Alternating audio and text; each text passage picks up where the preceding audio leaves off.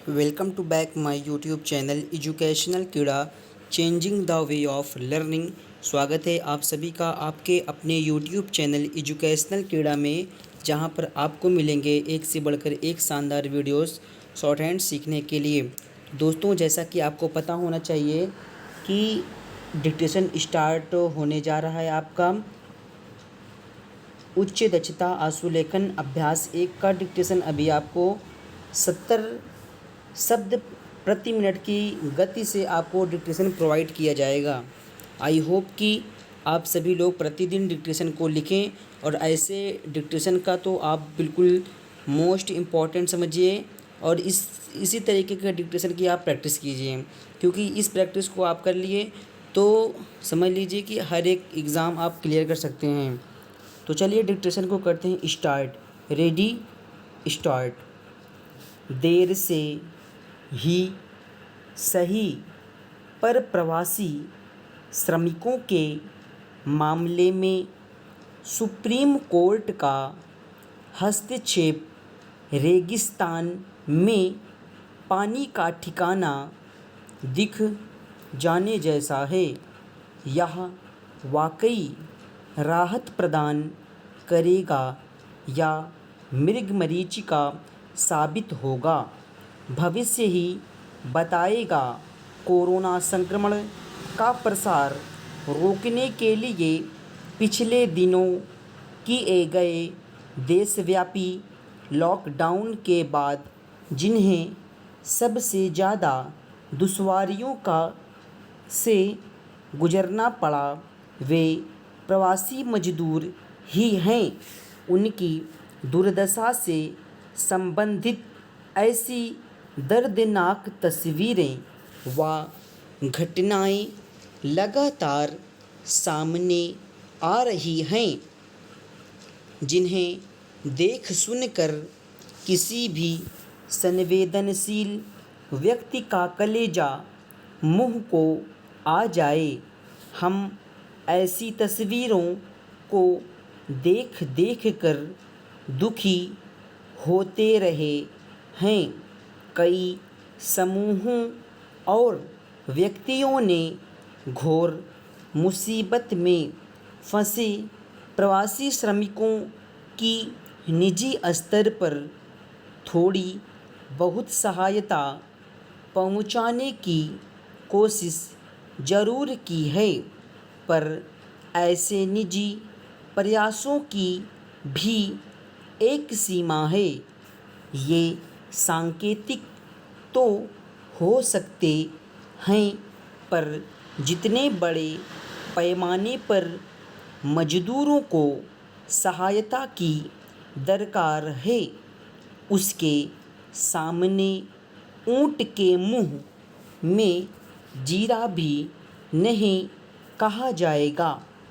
ऐसे में supreme court का स्वतः संज्ञान लेना और सरकारों को प्रवासी मजदूरों की सहायता के लिए कानूनी तौर पर बाध्य करना निहायत ही ज़रूरी था। यह इसलिए भी ज़रूरी था कि धीरे धीरे हम इस मामले में शासन प्रशासन की नाकामी को विवशता के रूप में स्वीकार करने लगे थे और मानने लगे थे कि अब कुछ नहीं हो सकता।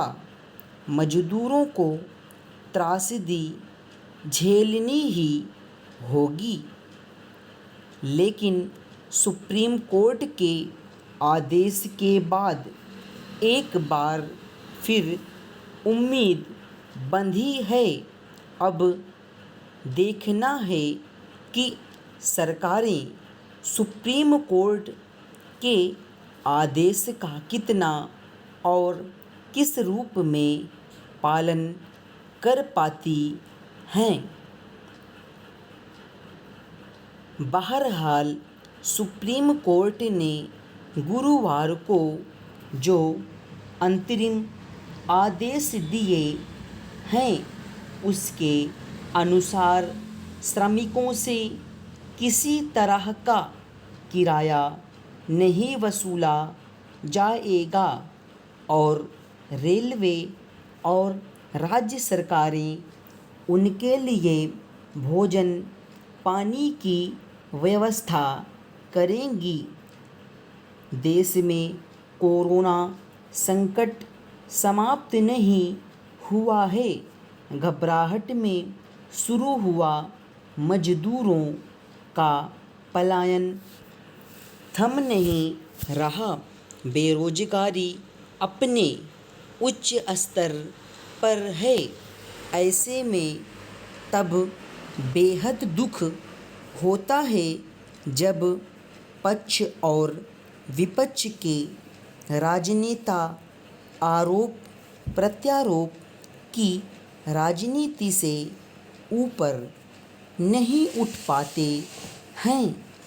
देश हित में उन्हें यह सब छोड़कर एकजुट होना चाहिए और कोरोना महामारी का आतंक व्याप्त हुआ है और इस पर रोक के लिए सरकार द्वारा लॉकडाउन लगाया गया है।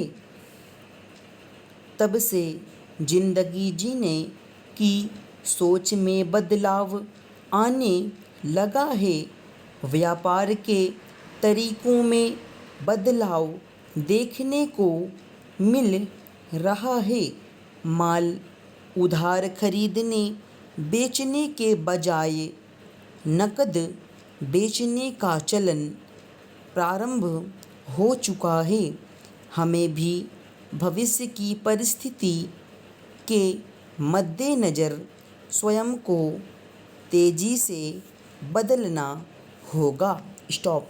तो दोस्तों, ये था आज का आपका डिक्टेशन अभ्यास एक उच्च दक्षता आंसू लेखन का। तो देखिए, ये आपको ले जाएगा बेसिक से एडवांस तक, समझ रहे हैं। पहले आपको बेसिक डिक्टेशन, लो माध्यम का डिक्टेशन आपको दिया जाएगा। जैसे जैसे आपकी गति इंक्रीज़ होगी वैसे वैसे आपकी गति मैं बढ़ाने की कोशिश करूँगा। आई होप कि ये डिक्टेशन आप लिख लिए होंगे। अगर एक बार में आप डिक्टेशन को ना लिख पाए हों तो कई बार प्रयास कीजिएगा, क्योंकि प्रयास करते रहेंगे बार बार तो एक एक शब्द आपके दिमाग और जहन में बैठ जाएंगे, तो आने वाले टाइम में आपको परेशानियाँ नहीं होगी। तो आज के लिए फ़िलहाल इतना ही। That's all. Thank you very much. All the best.